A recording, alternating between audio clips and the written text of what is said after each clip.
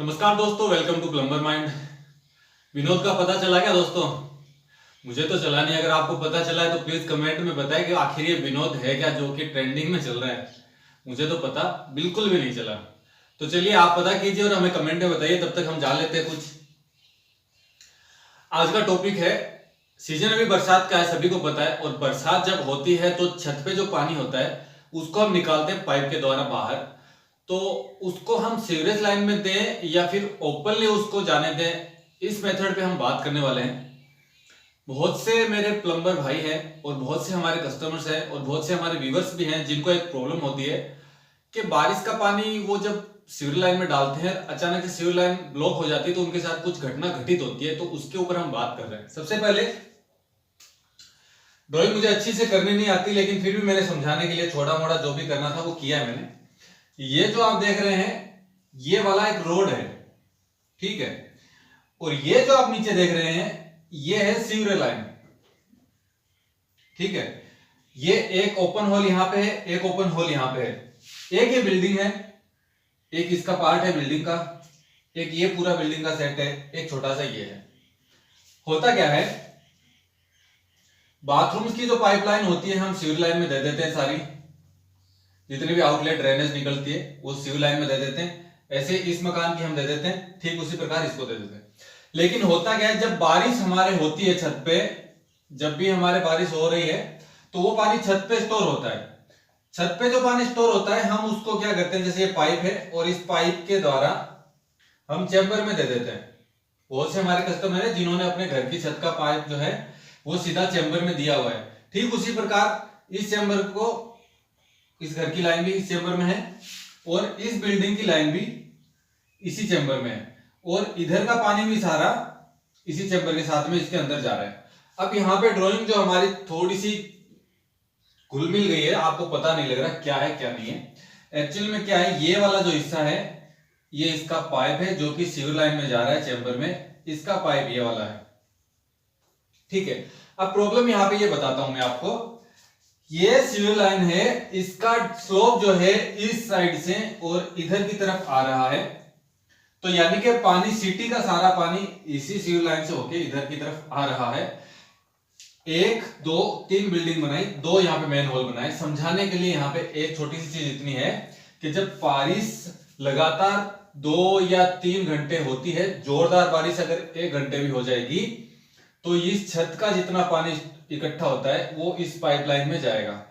लगभग 1, 2 और 3 फ्लोर की जितनी भी बिल्डिंग है वहां पे 4 इंची के पाइप यूज करते हैं, चाहे वो 2 कर ले चाहे वो 3 पाइप यूज कर ले। इससे ज्यादा बड़ी बिल्डिंग होती है वहां पे 6 इंच के पाइप यूज होते हैं इधर वाली में।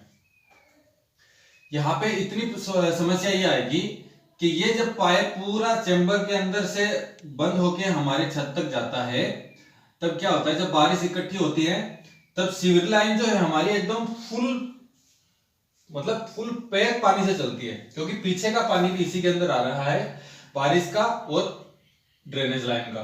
तो ये जो लाइन है पूरी ब्लॉक होके चलती है।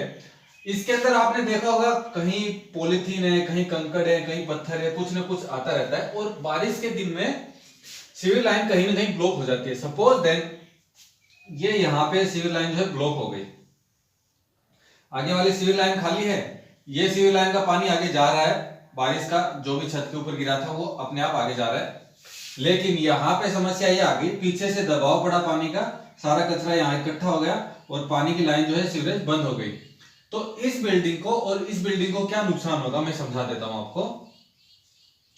मैन होल इसका पूरा ढक्कन से बंद होता है ऊपर, लेकिन जब पानी का दबाव पीछे बढ़ता है तब यहां पे पानी सारा इकट्ठा हो जाता है, ठीक है।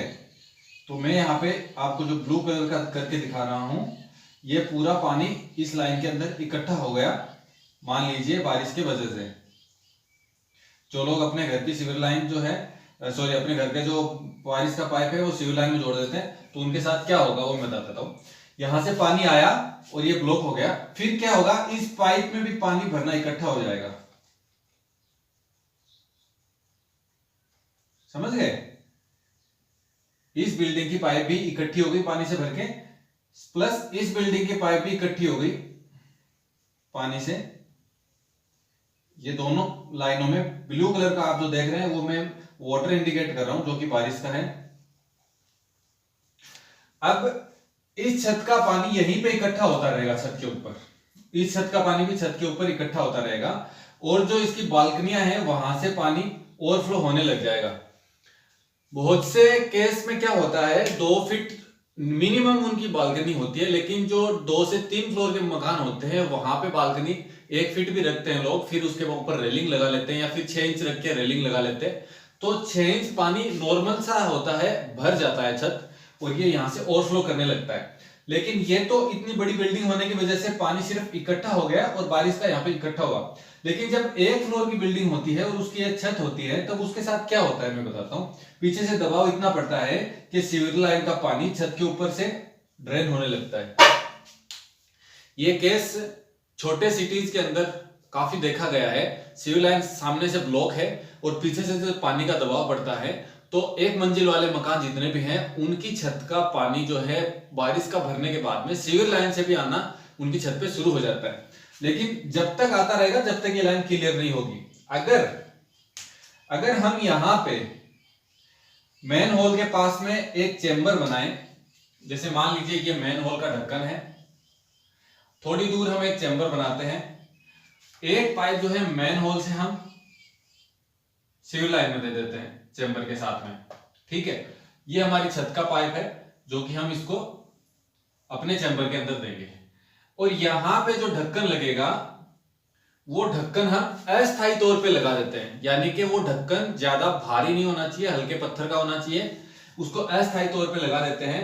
बारिश का पानी इसके अंदर आ रहा है और सीवर लाइन के अंदर जा रहा है, लेकिन जैसे मान लीजिए ये लाइन ब्लॉक हो गई तो वो पानी का दबाव पड़ने से ये ढक्कन जो है अपने आप उड़ जाता है।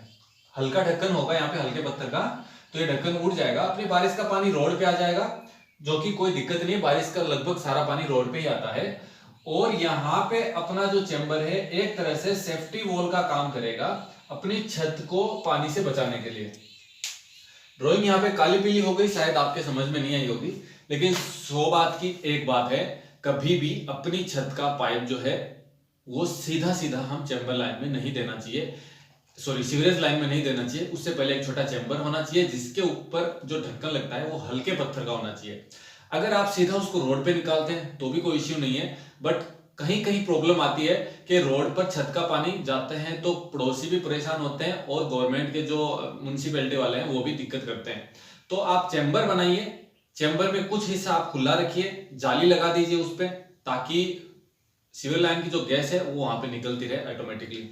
और ऐसा करने से हमें एक बेनिफिट और है, हमारी पाइपलाइन जो है हमेशा के लिए सेफ हो जाती है सीवर के गंदगी को अटैच करने के लिए। चेंबर होने की वजह से सीवर की गंदगी जो चेंबर के थ्रू जाली से निकल जाएगी बाहर, जो स्मेल आती है वो हमारी छत तक नहीं आएगी। वरना बहुत से घरों में ऐसा होता है कि सीधी छत का लाइन जोड़ देते हैं सीवर लाइन में और वहां से जो स्मेल बनती है, गैस बनती है, वो छत के टॉप तक हमें महसूस होती है। तो इस टॉपिक में आज समझ गए होंगे कि कभी भी छत का पाइप जो है सीवर लाइन में डायरेक्टली अटैच नहीं करना चाहिए, सीवर लाइन और छत के पाइप के बीच में एक चेंबर होना जरूरी है। आई होप कि आपको आज की बात समझ में आ गई होगी, और विनोद का पता लगे तो मुझे जरूर बताना, क्योंकि मुझे उस बंदे को जानना है वो है कौन। आज के लिए इतना ही, जय हिंद जय भारत।